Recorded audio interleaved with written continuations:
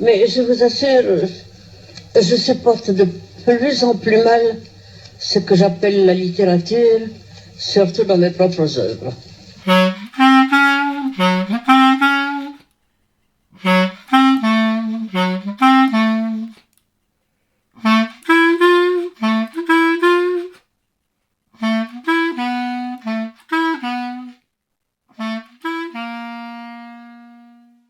La revue Rue Saint-Ambroise et l'association Rue du Conservatoire vous proposent 2 nouvelles de Colette, L'affamée et La travailleuse. Nouvelles extraites des meilleures nouvelles du XXe siècle, parues aux éditions Rue Saint-Ambroise. Lectrice, Anne Le Foll. Musique, Charlie Nelson.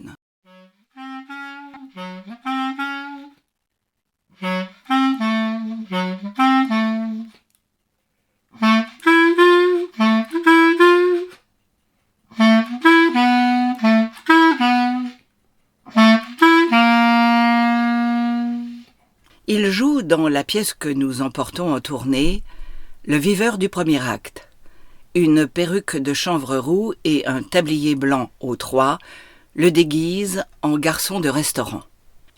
Quand nous prenons le train au petit matin ou la nuit, la tournée est dure, 33 villes en 33 jours, il arrive en retard, toujours courant, de sorte que je ne connaissais de lui qu'une mince silhouette en paletot flottant, tout agitée par la course. Le régisseur et les camarades levaient les bras et lui criaient « Allons, Gonzalez, bon Dieu, un de ces jours, tu vas le rater pour de bon !» Il s'engouffrait, comme porté par un coup de vent, dans le wagon de seconde béant, et je n'avais jamais eu le temps de voir sa figure. Seulement l'autre jour, en gare de Nîmes, comme je m'écriais « ça sent la jacinthe, qui est-ce qui sent la jacinthe ?» Il a eu un gentil geste gêné pour me tendre le petit bouquet qui fleurissait sa boutonnière.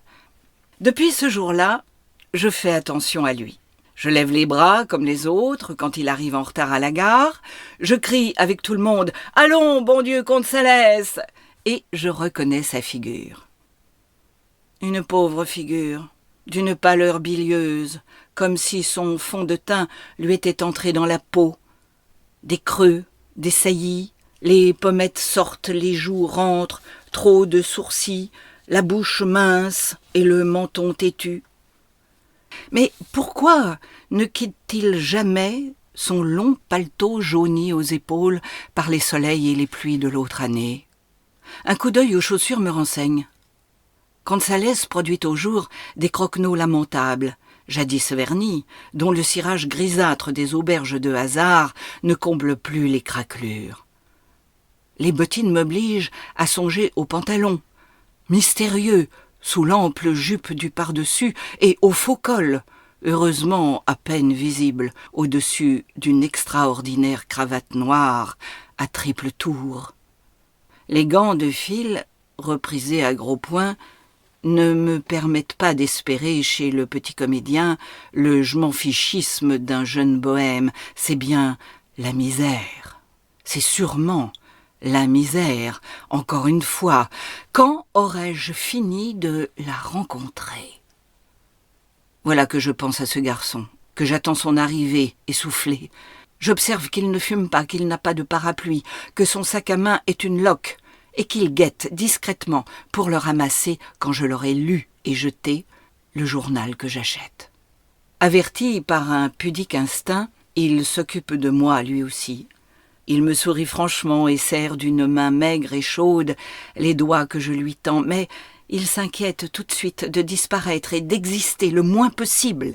Il n'est jamais avec nous au buffet des gares où nous déjeunons, et je ne me souviens pas d'avoir vu Gonzalez attablé à côté de nos camarades les moins appointés au petit repas à 1,50. C'est ainsi qu'il disparut à Tarascon, pendant l'heure où nous dévorions l'omelette à l'huile, le veau tiède et le poulet blafard. Il revint, comme on nous servait le café à goût de buis, il revint, décharné, gai, léger. J'ai été voir un peu les environs. avec un œillet à la bouche et des miettes de croissant au pli de son vêtement. Je pense à ce garçon, je n'ose pas me renseigner sur lui. Je lui tends des pièges enfantins. Vous prenez du café, Gonzalez? Oh, merci bien, ça m'est défendu. Les nerfs, vous savez? Vous n'êtes pas chic. C'est ma tournée aujourd'hui. Vous n'allez pas être le seul à refuser. Ah, du moment que vous en faites une question de camaraderie. En gare de Lourdes, j'achète 2 douzaines de petites saucisses chaudes. Allons les enfants, ne les laissez pas refroidir. Gonzalez au trot, vous allez encore les manquer. Chopez vite ces 2-là avant qu'Hautefeuille saute dessus. Il est bien assez gras comme ça. Je le regarde manger avec une attention sournoise, comme si j'attendais un geste, un soupir glouton qui décèle sa faim mal rassasiée. Enfin, je me décide à demander négligemment à notre régisseur « Qu'est-ce qu'il gagne donc, Martineau, et puis, chose là, Gonzalez ?» Martineau gagne 15 francs parce qu'il joue dans le lever de rideau et dans la grande pièce. Gonzalez touche 12 francs par soirée. On n'est pas une tournée de grand-duc. 12 francs, voyons, que je fasse son compte. Il couche dans les boîtes à 1,50 ou 2 francs la nuit. 10 sous au garçon de chambre, un café au lait problématique, 2 repas à 2,50, l'un dans l'autre, mettons 30 sous de plus par jour pour les omnibus, les tramways, et les boutonnières fleuries de monsieur. Eh bien, mais il peut vivre, ce petit. Il peut vivre très bien. Je me rassérène. Je lui serre la main ce soir à l'entracte, comme s'il venait de faire un héritage. Encouragé par l'ombre, par le maquillage qui déguise nos figures, il laisse échapper ce cri anxieux. Ça se tire, hein? Plus que 13 jours. Oh, une tournée qui durerait toute la vie. Quel rêve! Vous aimez le métier tant que ça? Il hausse les épaules. Le métier, évidemment, je l'aime assez, mais il m'en a fait voir de dur. Et puis, 33 jours, c'est court.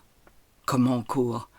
Court pour ce que je veux faire. Écoutez, il s'assied soudain près de moi sur un banc du jardin poussiéreux qui attend la plantation du 4e acte et se met à parler comme s'il avait la fièvre. Écoutez, je peux bien vous dire, n'est-ce pas, vous avez été gentil, enfin, bien camarade pour moi. Il faut que je rapporte 220 francs. Où? À Paris, si je veux manger. Le mois qui vient et celui d'après. Je ne peux plus recommencer ce que j'ai supporté. Je n'ai plus la santé qu'il faut. Vous avez été malade? Malade, si vous voulez. La purée, c'est une sacrée maladie. Il appuie d'un geste professionnel les 2 index sur sa moustache postiche qui se décolle et détourne de moi ses yeux creux, soulignés de bleu. Il n'y a pas de honte à ça, j'ai fait le Jacques, j'ai quitté mon père, qui est ouvrier brocheur, pour faire du théâtre il y a 2 ans. Alors mon père m'a maudit. Comment votre père vous a... Il m'a maudit, répète Gonzalez, avec une simplicité théâtrale. Maudit comme on maudit, quoi. J'ai trouvé un emploi dans la troupe de Grenelle-les-Gobelins. C'est là que j'ai commencé à ne plus manger assez. L'été venu, plus un rond. J'ai vécu pendant 6 mois avec 25 francs par mois, qu'une de mes tantes me faisait passer. Mon Dieu, 25 francs, comment faisiez-vous? Il rit d'un air un peu fou en regardant devant lui. Je ne sais pas, c'est crevant, je ne sais plus rien, je ne me souviens pas bien. Ça m'a laissé comme un trou, je me rappelle que j'avais un complet, une chemise, un col, rien de rechange, le reste, j'ai oublié. Il se tait un instant et étend avec soin les jambes pour ménager aux genoux son pantalon minable. Et puis après, j'ai fait des semaines aux fantaisies parisiennes, à la Comédie Mondaine. Mais c'est dur. Il faut un estomac que je n'ai plus, on est si peu payé. Je n'ai pas de nom, pas de garde-robe, pas de métier en dehors du théâtre, pas d'économie. Je ne me vois pas faisant de vieux os. Il rit encore, et le portant lumineux qu'on vient d'allumer dessine sa tête sans chair, ses pommettes dures, ses orbites noires, et sa bouche trop fendue, où le rire avale les lèvres. Alors, n'est-ce pas, il faut que je rapporte 220 francs. Avec 220 francs, je suis sûre de 2 mois, au bas mot. Cette tournée-ci m'est tombée comme un gros lot, on peut dire. Je vous ai bien ennuyé avec mes histoires. Je n'ai pas le temps de lui répondre. Le timbre sonne au-dessus de nous, et quand ça laisse, incurablement en retard, s'envole vers sa loge, avec sa légèreté de feuilles sèches, sa grâce chorégraphique et macabre de jeunes squelettes danseurs.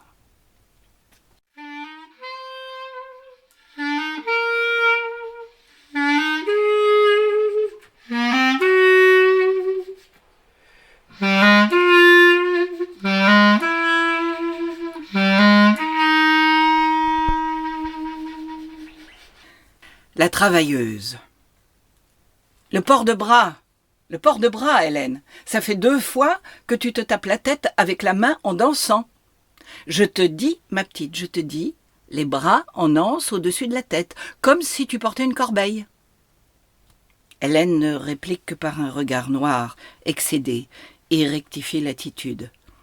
Elle va s'élancer de nouveau sur le parquet de l'atelier, un parquet usé, luisant, meurtri de coups de canne et de coups de talon, mais elle se ravise et appelle « Vous êtes encore là, Robert ?»« Certainement, » répond derrière la porte une voix soumise.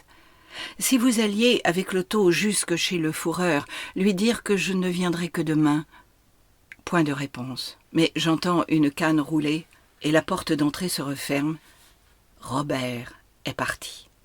« Ce n'est pas dommage, » soupire Hélène d'une voix adoucie. « Ça m'agace de sentir qu'il est là, à m'attendre, sans rien faire. » 2 fois la semaine, j'assiste à la fin de la leçon d'Hélène Gromet, qui travaille de 4 à 5 heures, et je lui succède.